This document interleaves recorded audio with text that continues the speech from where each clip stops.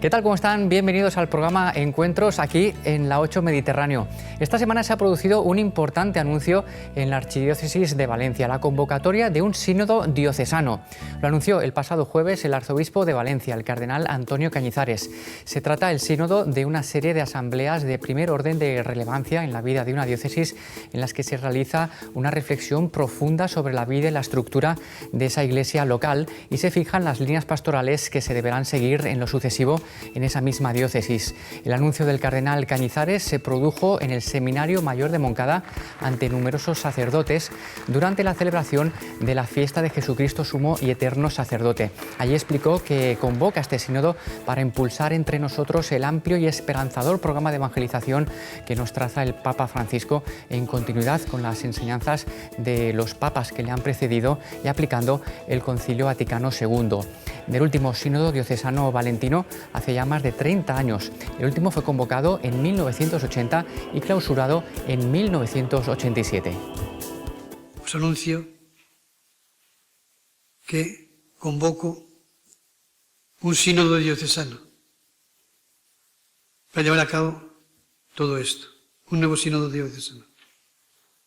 Valencia, en su historia, la Iglesia, tiene una gran y rica tradición de sínodos diocesanos. El último, ya que se celebró en el pontificado de don Miguel Roca, que tantas veces hemos recordado en esta mañana.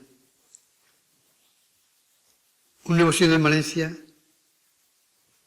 para aplicar el concilio fue lo que hizo don Miguel Roca.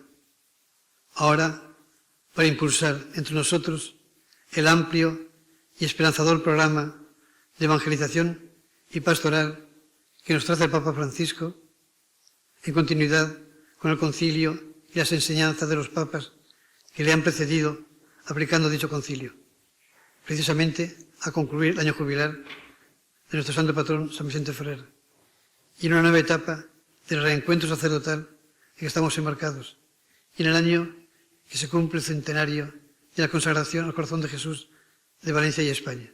Seguiremos de cerca todo lo que vaya aconteciendo en torno a ese sínodo diocesano. Queremos contarles ahora que se ha presentado en Valencia el libro El Papa de la Ternura. Está escrito por la corresponsal de la cadena COPE en el Vaticano, Eva Fernández, una obra que recoge los momentos más significativos del pontificado de Francisco, sobre todo los que tienen que ver con ese rasgo suyo tan marcado como es la ternura. Nosotros hemos aprovechado esa ocasión para hablar con la periodista y nos ha comentado muchas cosas sobre el Papa, sobre su talante tan cercano a las personas que sufren o sobre si la imagen que damos los medios de comunicación sobre Francisco se corresponden en verdad con la realidad de su figura. Nos habla también, atención, de una fecha concreta para un posible viaje del Papa Francisco aquí, a España. Bien, pues esta es la entrevista que nos ha concedido Eva Fernández. Lo que más me ha impactado es, claro, es muy difícil, esto es preguntar casi con cuál hijo, cuál es tu preferido, ¿no? Pero realmente hay dos momentos que yo guardaré siempre en el corazón y en la cabeza, que es ver la Basílica de San Pedro abarrotada de indigentes y en otra ocasión abarrotada de personas presas. Fueron dos de las convocatorias del Papa Francisco durante el Jubileo de la Misericordia.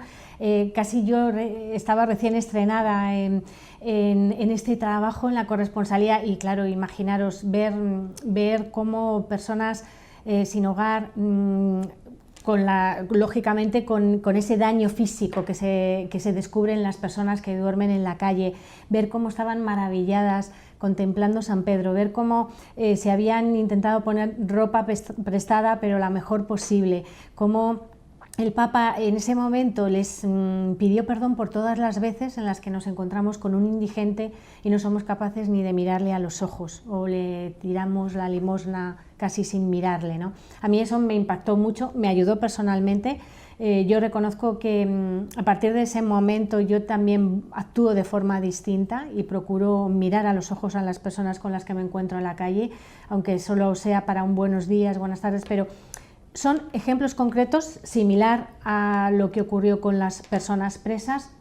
Yo tuve la oportunidad de acompañar a un grupo de los que vinieron de España. Fue una convocatoria muy difícil conseguir que los permisos penitenciarios para que todas estas personas, algunas de ellas tenían condena de cadena perpetua.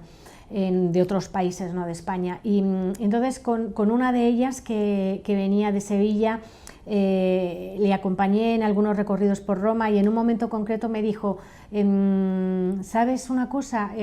Por primera vez en toda mi vida me estoy sintiendo persona, me están tratando como una persona. El Papa me ha hablado a mí y estoy yendo por las calles como si fuera una turista y a mí nadie me había tratado nunca así. A mí me impresionó y fue uno de los ejemplos que me llevó a decir, yo esto tengo que contarlo, porque el Papa tiene, digamos, que ese poder de curar las heridas profundas de las personas.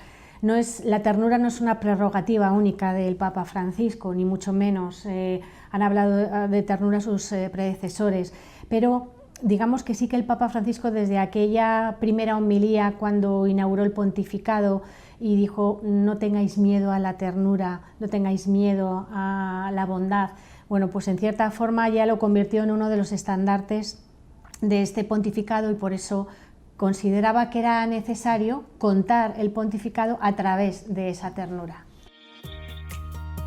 Efectivamente, se expone tanto, no tiene miedo, aunque al principio los periodistas no le gustábamos mucho, no le gustaban las entrevistas, él lo ha dicho, porque aparte de todo es una persona humilde, no quiere protagonismo. Él, digamos que lo que quería es, sus andanzas ya de arzobispo de Buenos Aires, era ir a las villas que visitaba, las visitas que hacía a los enfermos, tal y cual, pero que le dejaran de entrevistas. Entonces, él ha cambiado mucho en este sentido, es muy valiente y por eso se arriesga, pero prefiere arriesgarse a quedarse callado, que forma parte de de lo que hemos oído muchas veces, prefiere una iglesia de puertas abiertas a que esté encerradas, ¿no? Entonces él sabe que incluso cuando esas entrevistas, esas ruedas de prensa en los vuelos, en los viajes de regreso, en los que un montón de periodistas de todo el mundo le van a preguntar cualquier cosa, no hay censura en esas preguntas y evidentemente el Papa, claro que responde lo que quiere, pero somos conscientes de que él también sabe que van a ser algunas de sus respuestas, digamos, se van a extraer algunas de esas frases y van a ser malinterpretadas. De hecho, os puedo poner un ejemplo muy reciente. Este pasado fin de semana, el pasado domingo, en el viaje de regreso, le hicieron una pregunta sobre determinados políticos italianos, la actuación que estaban teniendo, pues, en concreto pues un político italiano conocido por todos que sus discursos sacó rosarios y demás. Entonces el Papa empezó a hablar de la parte del deber que tenían los políticos de hablar en la verdad y de ser coherentes, y hablaba pues de que para él uno de los grandes peligros era la corrupción, ¿no?, de la política. Entonces, claro, dijo, que nadie me saque las palabras de contexto, no estoy diciendo que ningún político sea corrupto, sino que uno de los grandes males de la política, como sabemos todos, es la corrupción. Bueno, es un ejemplo concreto. El Papa ya es consciente de que sus palabras se pueden interpretar de forma errónea, pero no por eso él se calla. Entonces creo que es un gigante de la comunicación en estos momentos. Sí, te digo sin duda que está contaminada, y aprovecho para dar un consejo. Lo mejor es ir a las fuentes, acudir inmediatamente al genuino Francisco, ver exactamente qué es lo que ha dicho, ver lo que ha dicho en el discurso a los rumanos este pasado domingo, cuando los gitanos rumanos les pidió perdón, y dejarse de interpretaciones. ¿Por qué lo digo con esta seguridad? Porque como por cuestiones de trabajo, me leo a diario sus mensajes, me leo las audiencias, y a veces de repente digo, ¿qué es esto? Pero esto, o sea, a lo mejor en las redes sociales que enseguida se multiplican, tienen un efecto multiplicador terrible, empiezo a leer cosas que digo, yo esto no lo he leído, ¿cuándo lo ha dicho el Papa? Y realmente me molesto, vuelvo a repasarlo por si a mí se me había escapado, y digo, esto no es así. Evidentemente el Papa Francisco puede desconcertar y desconcierta pues por su forma de ser. Los papas no tienen por qué gustarnos a todos, o todo lo que hacen, me refiero, pero es el Papa. Y el Papa y el Espíritu Santo está asistiendo en este momento concreto a un Papa que actúa de una forma concreta y probablemente es porque tiene que llegar su mensaje a un sector de la población que evidentemente no a todo el mundo le gusta que esté hablando, pues luchando y condenando la brutal guerra en pro de los armamentos que mantienen tantos países, el capitalismo excesivo. O sea, hay una serie de conceptos de este Papa que no gustan a todos, pero bueno, yo creo que lo que tenemos que hacer es enterarnos realmente de lo que ha hecho el Papa Francisco y de que lo importante que el Papa Francisco quiere es que veamos el Evangelio. O sea, el Papa con sus gestos, con sus palabras, lo que nos quiere señalar es realmente a Jesucristo. Así actuó Jesucristo. Esto que estoy haciendo es porque Jesús atendió a la samaritana, habló con una prostituta, curó al hijo único, a la hija única de una persona viuda, resucitó a un amigo íntimo por él simplemente y lloró ante la pena que le daba ver el dolor de los amigos ante la muerte de Lázaro. Este es el Papa Francisco. Los gestos de ternura nos vienen a decir, mirar en esta dirección que es la del Evangelio. Aunque también yo creo que positivamente hay que hablar de que el Papa Francisco, su mensaje está llegando a muchas personas, a un sector de la población que a lo mejor ni siquiera se habían planteado nunca detenerse a escuchar lo que le dice un Papa, no se hubieran planteado. Pero es cierto que esas resistencias que está recibiendo el Papa Francisco vienen de dentro, y vienen de dentro en un interés grande de lo que se dice matar al mensajero, no al mensaje, porque realmente el mensaje del Papa Francisco es nítido, forma parte nítido, claro, y en una tradición total con la doctrina de la Iglesia, pero entonces vamos a atacar al mensajero diciendo, pues mira lo que ha hecho, mira qué curioso tiene mucha preocupación por los musulmanes y de los católicos no se ocupa o no habla de la vida. Yo esto últimamente digo, el Papa no ha podido hablar más claro en defensa de la vida y en contra del aborto, no ha podido ser más claro. Bueno, pues aún así sigues leyendo mensajes de que el Papa no defiende la vida. Son a veces unas cuestiones muy dolorosas, pero que te das cuenta cómo es ese gota a gota, voy a ir cercenando ante la opinión pública, voy a ir quitándole prestigio. Al Papa realmente no le importa, es consciente, no le importa porque el Papa es muy rezador, dedica mucho tiempo de su agenda diaria a rezar, se levanta a las 4:30 y está 2 horas ante el sagrario, todos los días reza las 3 partes del rosario, reza todos los días el Vía Crucis. El Papa medita y entonces cuando tiene claro que ha de tomar una decisión o ha de ir en una dirección concreta, lo hace, sabiendo perfectamente que no va a gustar a todos. Y eso forma parte de la coherencia del Papa Francisco. Y es lo que quizás hace que tenga esa especie de imán para poder llegar a tantas personas y sobre todo para curar el corazón de todas las personas con las que se encuentra. El Vaticano es algo apasionante, es una selva apasionante en la que he de decir que me he encontrado con gente estupenda, de verdad que sí. O sea, algunas personas me decían, la curia te vas a encontrar de todo y vas a llevarte unos disgustos. Sinceramente me he encontrado con gente muy buena, con unos compañeros excepcionales. Los vaticanistas que hay ahí, personas muy preparadas y con muchas ganas de contar la verdad y de ser muy honestos, como en todos los sitios, pues puede haber de todo, pero en líneas generales, compañeros que te ayudan, que ahora mismo estoy, digamos, con la promoción del libro, prácticamente todos los mensajes es ¿necesitas algo? ¿Cómo va? O sea, una preocupación como si el libro fuera suyo, lo presentaran ellos. Y realmente lo que sí se puede decir es que una corresponsalía en Roma y con un Papa que no para, te cambia la vida. O sea, se puede decir que adquieres la vocación de ser corresponsal, porque lo tienes que vivir así, porque no hay un tiempo libre. estás prácticamente dedicada más aún pues en una cadena como COPE 13, que todos los días hablamos del Papa y el Papa todos los días habla. Por lo tanto, no hay momento de descanso, pero bueno, es un trabajo apasionante. Vuelvo a decir que me siento privilegiada de poder tocar la maravilla de la Iglesia. Yo no lo había vivido así, hasta este punto de conocer tantas realidades de la Iglesia de todas partes del mundo, como gente tan buena que trabaja de cerca pues, para conseguir que el Evangelio se expanda por todo el mundo.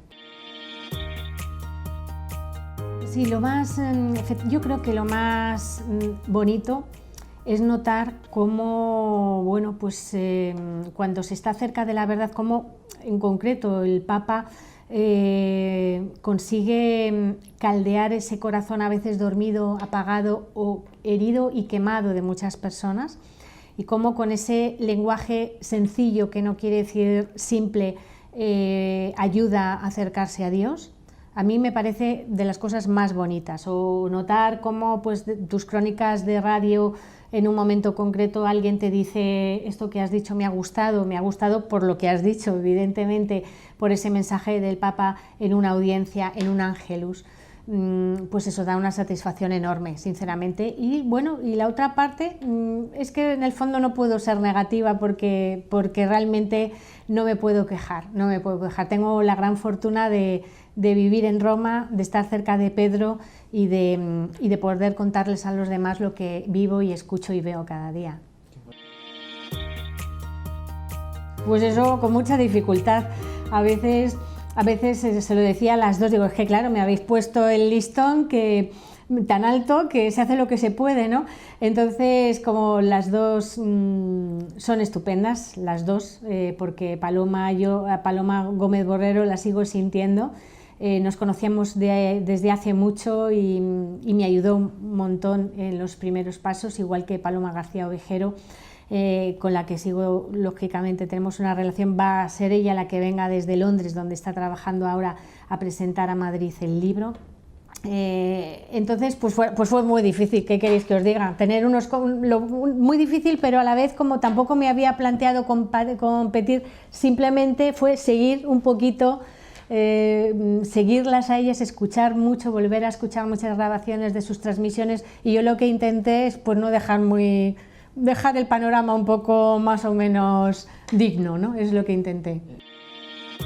Sin duda, no me lo hubiera imaginado nunca, pero realmente es un sueño cumplido. Pensar que me ha llegado en un momento de la vida en la que ya estoy era mayorcita, en este sentido profesionalmente me ha rejuvenecido. Ahí me veréis por la Plaza de San Pedro con el micrófono detrás. Tengo compañeros mucho más jóvenes que no dan crédito, pero yo ahí estoy como si estuviera recién licenciada comiéndome el mundo, porque es un trabajo con el que se disfruta mucho y sí, puedo decir que esto es un regalo de Dios, un regalo de la vida y también un regalo que se lo debo a mis jefes de la cadena COPE, que optaron por una desconocida para que se fuera allí y estoy intentando hacerlo. De momento sigo, no me han echado, o sea que bueno, intentaremos seguir así.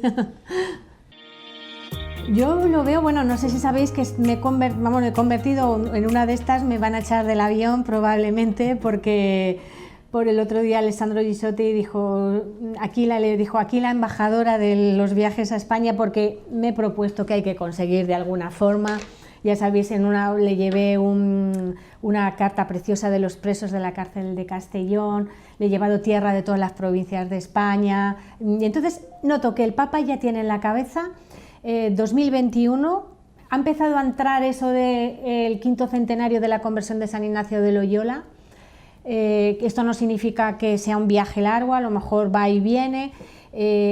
También tenemos el Año Santo Compostelano, 2021 podría ser una fecha interesante, y de momento el Papa le hace gracia, o sea, el Papa prometo que me lo pienso, ¿verdad que se lo va a pensar? Prometo que me lo pienso, con mucho cariño y sonriendo así, o sea, no dijo me lo tengo que pensar, que en algunos medios yo luego como que no, el Papa lo dijo cariñosamente, como dice, me lo tengo que pensar, como vale, esto me gusta, me está entrando, o sea que ojalá tengamos la suerte de poder tenerle aquí pronto. Pues ojalá que pueda venir pronto el Papa Francisco aquí a España. Muchas gracias a Eva Fernández por la entrevista y mucha suerte con ese libro, El Papa de la Ternura. Continuamos ahora en Encuentros y nuestra siguiente protagonista es una mujer de nada menos que 107 años de edad. De ella ya les dijimos algo en el programa de la semana pasada y hoy queremos hablarles más a fondo de su sorprendente testimonio. Se trata, recordarán, de doña Clotilde Beniel, una vecina de la localidad valenciana de Bicorb, que con esa edad tan sumamente avanzada sigue siendo voluntaria de Cáritas en su pueblo natal, en Bicorb. Ella continúa colaborando, por ejemplo, en la recogida de ropa usada o en la recaudación de fondos destinados a personas necesitadas y sigue también visitando a vecinos enfermos en sus domicilios. Doña Clotilde tiene 2 hijos, 5 nietos y 6 bisnietos. Estos días nos ha recibido en su casa y ha conversado con nosotros sobre la labor en la Iglesia a favor de los necesitados. Nos cuenta, por ejemplo, que cuando tenía algunos años menos, 96 en concreto, se planteó el retirarse ya de esas tareas, pero al final decidió que no, que seguía. Y ya les decimos que todavía hoy, con 107 años, sigue adelante. Cuando hice los 96 años, cuando me parece que eran 96 años, yo ya me quería quitar. Porque yo digo, yo ya doy un estorbo para todas. ¿Qué hago ya para...? Y viene el cura, y viene Clotilde. Dice, ¿estás enfadada con alguna? Yo digo, no, Dios me libre, contentísima.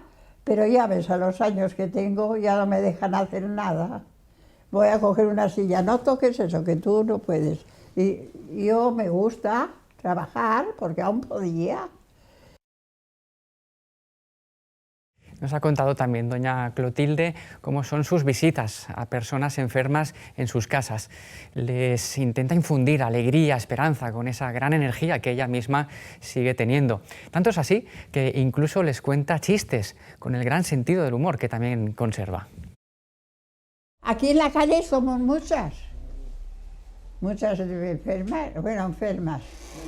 Mayores ya también, achacosas como yo.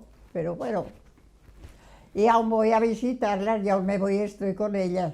Y empiezan, ay, mira, hoy estoy más mala. A mí no me digas de males. Yo no quiero que me digas de males. Yo quiero que me hables de cosas más bonitas. Cuéntame cuando eras mozo o cuando eras moza, ¿qué hacías? Ir a buscar las mozas, ¿verdad? Le quito ya el pensamiento. Y entonces, pues, ¿quieres que te cuente un chiste? Sí. Mira, si le vas contando, entonces ya, pues claro, cambian del pensamiento que tienen de malestar. Yo, pues, mira, pues les pregunto cosas. Muchas gracias también a Clotilde Beniel por recibirnos y por su testimonio. Continuamos adelante en Encuentros y hablamos ahora de la Cena del Hambre celebrada por Manos Unidas en la Plaza de la Virgen, aquí en Valencia. Participaron más de 500 personas. Es la 7ª vez ya que se celebra este tipo de cena solidaria en un lugar tan emblemático como la Plaza de la Virgen. Consistió, como siempre, en una cena simbólica a base de pan, aceite y una pieza de fruta en solidaridad con los 820 millones de personas que pasan hambre en todo el mundo. La recaudación obtenida se destinará a los 18 proyectos de desarrollo que Manos Unidas Valencia lleva a cabo este año en países de África, de América del Sur y de Asia. Como he dicho anteriormente, con más de 5.100 voluntarios. Continuamos aquí en Encuentros en la 8 Mediterráneo y conectamos ahora con la redacción del periódico Paraula, editado por el Arzobispado de Valencia, para conocer sus principales contenidos en la edición de esta semana. Allí nos espera nuestra compañera Belén Nava. Muy buenos días. Esta semana Paraula visita a las jóvenes carmelitas de la antigua observancia y a las canónigas regulares lateranenses de San Agustín con motivo de la jornada Pro Orantibus. Estas religiosas de vida contemplativa llevan una vida marcada por el silencio y la oración y además esta semana en Paraula conocemos cómo es su día a día. Además, recogemos la crónica de lo que fue el segundo encuentro diocesano de laicos y la posterior vigilia de Pentecostés, presidida por el cardenal arzobispo de Valencia, Antonio Cañizares. Precisamente el cardenal Cañizares invitó especialmente a los sacerdotes durante la vigilia a hacer un llamamiento vigoroso a los cristianos laicos para que se incorporen al apostolado activo en la Iglesia. En el apartado solidario, el semanario del Arzobispado de Valencia centra su atención en la Cena del Hambre de Manos Unidas que se celebró en la Plaza de la Virgen. Gentes de todas las edades cenaron simbólicamente un trozo de pan, aceite y una pieza de fruta en solidaridad con los 821 millones de personas que pasan hambre en el mundo. Entrevistamos a la corresponsal de COPE en el Vaticano. Tras casi 3 años cubriendo en el Vaticano la información del Papa Francisco y de haberle acompañado ya en 15 viajes apostólicos, Eva Fernández tiene claro cuál es el rasgo más acentuado del pontífice: la ternura. Y así ha decidido titular su libro sobre el pontífice, El Papa de la Ternura. En el apartado internacional recogemos la última hora de la información vaticana con el documento Varón y Mujer los creó. En él, el Vaticano alerta sobre la ideología de género impuesta como pensamiento único y advierte de la emergencia educativa en afectividad y sexualidad. Y esto es todo por esta semana. Recuerden que pueden seguirnos a través de las redes sociales y de nuestra página web payaula.org. Nos vemos.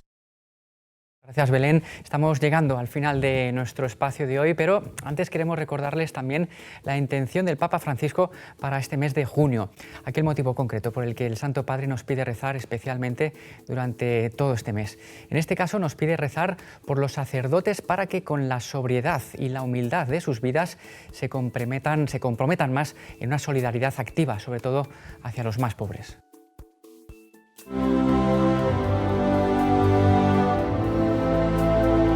Quiero pedirles que dirijan su mirada a los sacerdotes que trabajan en nuestras comunidades.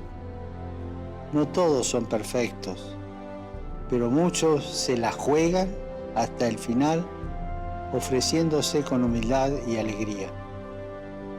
Son sacerdotes cercanos, dispuestos a trabajar duro por todos. Demos gracias por su ejemplo y su testimonio. Recemos por los sacerdotes, para que con la sobriedad y la humildad de sus vidas se comprometan en una solidaridad activa, sobre todo hacia los más pobres. Con el Papa Francisco terminamos nuestro programa de Encuentros por hoy, este espacio que, como saben, está producido por el Servicio Audiovisual Diocesano del Arzobispado de Valencia. Volveremos la semana que viene con más testimonios, con más noticias sobre la actualidad, sobre todo de aquí de la Iglesia en Valencia. Por ejemplo, les hablaremos de cómo se celebró el segundo encuentro diocesano de laicos. Pero eso, como les decimos, será la próxima semana. Así que hasta entonces, que pasen un feliz fin de semana y hasta dentro de 7 días. Adiós.